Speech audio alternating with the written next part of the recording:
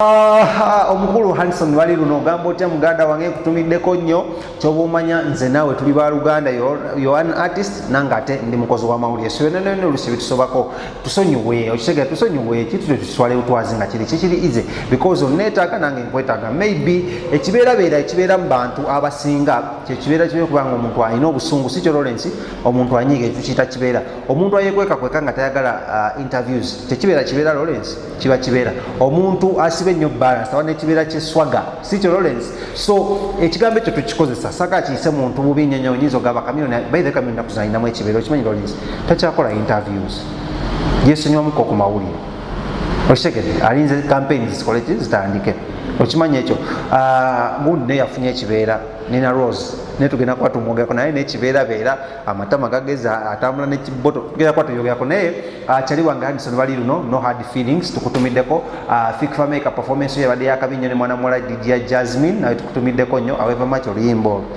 saalutegeera nze ng'omuntu naye katuyongereyo mu maaso amanya eddoboozi nze King Smith wano yenyini ku Celeb Jazz with King Smith genda wasawo subscribing ate tubeere nga tuteeka omukono obw'ettaffaali ku nsonga zino UPRS munange bwe twogera olunaku olwaleero emaze neeronda abakulembeze tribunal emaze neewera akakiiko ak'abantu ebina oba ebisatu plus kamaze ne kawera abamu babadde ku Zoom meeting kyetuyita online babadde balabira online nga bavotingira online ng'era kwebali live abamu babaddewo wali ku office zaabwe esangibwa e Bukoto oba bwe tuyita ku Kira Road kati nno munange akakiiko kano kalonze abantu bangi nnyo era abantu abamu kwe balonze kubaddeko omukulu amanyiddwa nga Justin Bass yagenda okuba ng'akiikira si kyo bannamawulire ku kakiiko kano kuliko Justin Bass bayira tuusayo ensonga zaffe abanamawulire bagamba UPRS tebawa facilitation erondamu abamu n'abamu so tuusa ensonga mu UPRS abanamawulire babazze baba facilitating baddeyo wakasi kyo Lawrence nimbye kati ndenda omuntu nda akawala ka telefayina baami nga tebafunye facilitation really UPRS mutereeze ensonga ezo Dora I think Deborah n'omukulu wasula mutereeze ensonga ezo omukulu amanyiddwa nga Dr. Kayo Wisdom masanyu Kayo Wisdom agambye tugera kwa tumuleta ku lunaku lwokuna okitegedde ayogeredde omuntu amanyiddwa nga Isaac Aluchi n'agamba Isaac Aluchi on this campaign nze nemugabi ne baddemu kuba posta n'agamba nedda n'omusajja abadde nga ku Facebook live abadde nga ku Twitter nze n'ebintu byakosa nze sibimanyi kwanza siri ku Twitter abadde ku Instagram nga Instagraminga and tweetinga ku agamba Kayo Wisdom is incompetent Kayo Wisdom tasobola kukola bintu bino Kayo Wisdom is not capable of speaking English n'agamba Kayo Wisdom nasoma mutabani w'omulalo nasoma at only 32 years nvuga base compatible yampewa ne Kaya yogera ebigambo Kaya ulumu but obviously with so many other elected leaders bagenda kubanga bakiikirira abayimbi kakiiko kano n'okugobera sente z'abayimbi engeri zigenda okubanga zikola ki nga zitambulamu naddala okuva ku ma radio ku TV ne mu clubs ez'enjawulo ne mu hotels ez'enjawulo okulamu n'abayimba n'obafunayo kasente ndabyewo omukulu abadde Alan Tonix abaddewo omukulu Hanson bali luno nga bulijjo kyali wange Lajja Papo ne Sofa abaddewo ani omulala omuyimbi abaddewo Kazibwe Kapo Ragadi Daniel Kazibwe abaddewo mu mulonde kuba meya n'abalaba nnyo but anyways let me dive into this story nkulage nga okulonda ekubadde na what took place abakulu ba URSB namwe tubeebaza omulimu ogw'amanyi gwe mukoze okuba munotegeeza mu streamlininga music industry mu ngeri mu kuyita UPRS okuyita mu UPRS namwe mubaddewo so kankulage nga bibadde wali ku UPRS ate bwe tukoma tugende mu mawulire malala mangi nagambye munene bagita Celeb Jazz kasabula tusabula tuyisawo ensonga zonna anyway genda wansi osubscribing ate tulabe mu nekintu kino tukiteeka ku level eddako. A series of cleaning up activities on the register. Those activities are ongoing, they will not stop. It's necessary that we continue the work. It's quite a lot, and we are of course let down by Nita's link that forced us to go back to the manual system. But as soon as it's up and running, we will be going back to that system to clean up, and we have a neat, clean register for everyone. But this is a business, you know. You know, so even if you are the one, we need competence. And the positions on the board have been open for anybody to apply. If you are PW and you're competent, hallelujah, let's go with it. If you are a lady and you're competent, I support. However, if the only basis of membership is just because we need representation, no, this is a business. This is a business that's supposed to earn money for people. We want people that are accountable. We want people that will perform. That is what we are like. We are all seated here because things are not going right. Yeah. We can't go back into the same cycle, the same rat race, because these things of repairs have been going on for so long. So let's, like he said, look forward, but I beg the people, even as you vote, confidence, competence. Who is going to represent you? Who is going to actually do these things they're talking about? Who is going to turn the 170 million into 100 billion? That's what we want. Let's not forget about these other things. Thank you. So you second? So do you second the motion? And understand something as fast as possible than someone they can tell, because he has given an example of a bank. Border riders, they can't go there and they say that ono muntu yatukulira wano ku border therefore agenda abale sente zaffe kubanga banka okitegeera. So let us get qualified people to take ekintu kyaffe ahead, ekino kintu kyaffe ffenna, not for few individuals. Thank you. Hands on Valiona.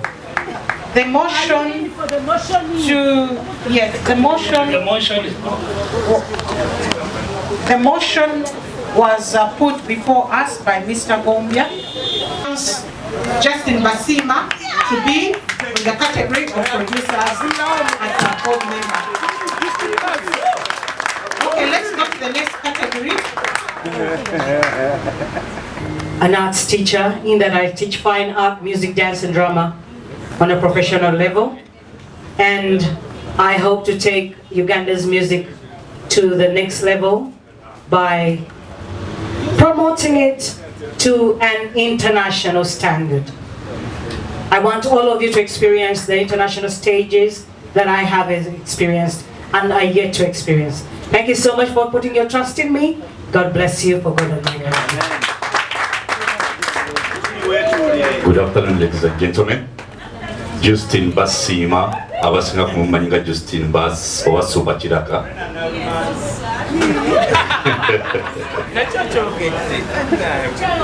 I am on the Uganda Musicians Association Committee, UMA, as the media representative, and I think I've represented the media people so well. I am also a show host at NBS TV, a music show in particular, entertainment. I've been in the industry for over 12 years now. By the way, the first 2 years in the industry, those who didn't know.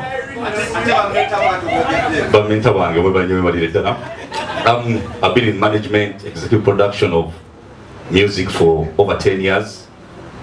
I thank you so much for your votes and for entrusting me. I promise I'll work with the team, with the fellow board members, the Blavanti music industry, thank you so much. I am Kaya Wisdom, mutabani w'omulalo omubwati abala bali ku byabwe okay. Oh no, I'm a certified public accountant. I do practice with same accountants for 7 years right now.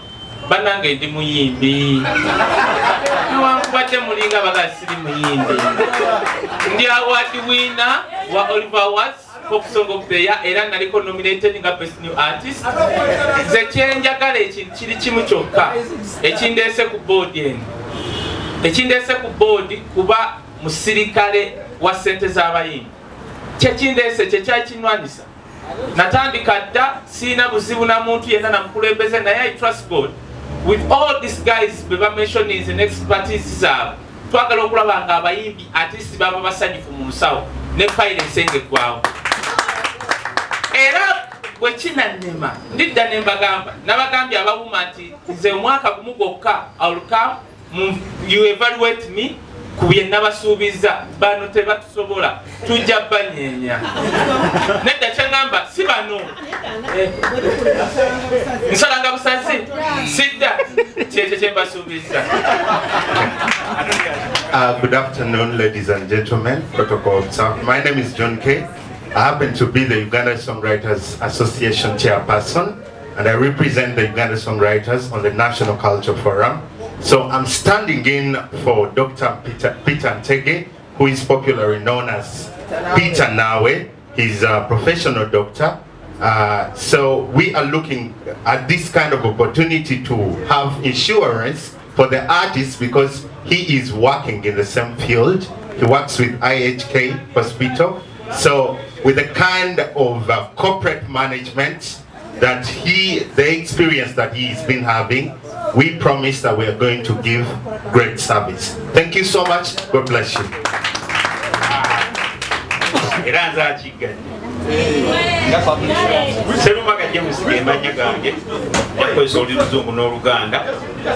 My name is Serumaga James. Professionally, I went to Gulu University and I did quantitative economics, and I work with MK Publishers for 6 years now. I own and I founded a foundation, Serumaga Foundation. I'm the director and the manager of Ujube Entertainment. A secretary on so many boards of youths in Kampala. Naye mubufu webumu yebino webimu ku biroto byange. One of my dreams has come true, to be part of a collective team that stands together for art.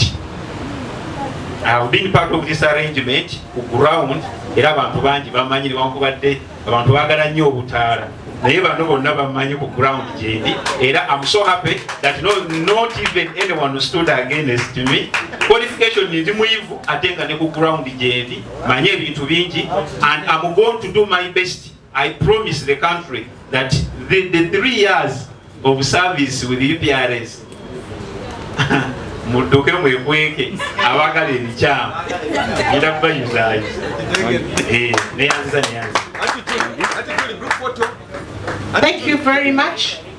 Thank you very much. Irireko no nemba denjagala ulya alino emitendo njayisemo kutukeyo ngayino obulemu kibera very fine ne bazaba kula bategekedde ndibakitunulemu byebategedde sibibi naye gender balance in terms of abayina obulemu abakyala always bagambye qualifications yes abalima basomye sijja kuga nti abalima tebasomye basomye gye bali ba professors ba doctors so ekyo kyembadde ndeeta nti bali wansi beetaaga okuvaayo kiri teeka lya nsi yonna siryange nzekka nyokulaba nti nabo bafuna obusizo n'obwogerero abalina obulemu bandibadde baweebwa that chance okutuula kuba gye tuli tuyimba era tuzanya naye bw'obassa ennyo wansi ojja kulaba nga tebe-exploitinze ekibandibadde bakola ki be-exploit. Kikuyisizza kitya okulaba nga abaana bano ba Anderson bali luno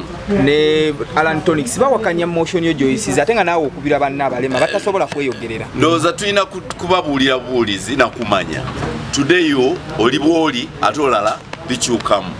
Ba minorities banyigirizibwa kuba abantu tebategeera kyebaagala oba kyebeetaaga. Kati bannange babali luno sibanenya nabo bwe batyo kyebategedde naye nga mbakubiza bukubiriza nti bamanye nti eri abo abeetaaga voice okuba ng'eyitibwamu. Kuba kati batandika okuteeseza mu board ebintu byabwe bijja kukola ki bijja kulekebwa mabega. Twetaaga stages ze tuperformingirako nga ziri flexible, stages ze tukolerako nga zitegeerekeka, amabaala mwe tuperformingira nga gategeerekeka nga galina standards ezaffe abalina obulemu. Yebadde cry yange so bw'otafuna muntu akukiikirira bijja kusigala emabega ate era mutandika okubeera ne complaints ebweru eyo nga biganya okukola ki okutambula. Omaye kabanga katono n'ate ne kayonoona ebintu byonna. So yebadde cry yange siyirese mbubi ne mukulaakulanya industry fenna nga tuli ki fenna nga tuli wamu. Ensonga endala gyogeddeko ye ebyenjigiriza olowoozezaamu nti ebyenjigiriza bino birina byaleseeyo okukoba emusuubira abayimbi abaali badde basaana okutuula ku boodi? Abayimbi baffe ensoma yaffe buli omu agimanyi. Music atutwala nnyo oba ati atutwala nnyo oluusi ensoma yaffe neekola ki nebeera nyimpiyimpi naye ate entegeera nebeera ki ng'eri waggulu. So nze ndowooza lwo be baleseeyo olwaki olw'ekyo nga batukoledde bulungi olw'entegeera yaabwe so olw'ensoma yaabwe. So nandowooza nti bandibadde baadjusting a little bit ku education level. Nakyo kirungi okutula ne ba professors nga bwe mubawulidde baleeta amagezi academically naye ate nabaana abalala bayinza okuleeta amagezi socially nga bajja eno mu bantu ne bakireeta mu gundu. Naye nga kirungi, let us try it, let us embrace it, kitambule wamu naffe. Okay, mweba.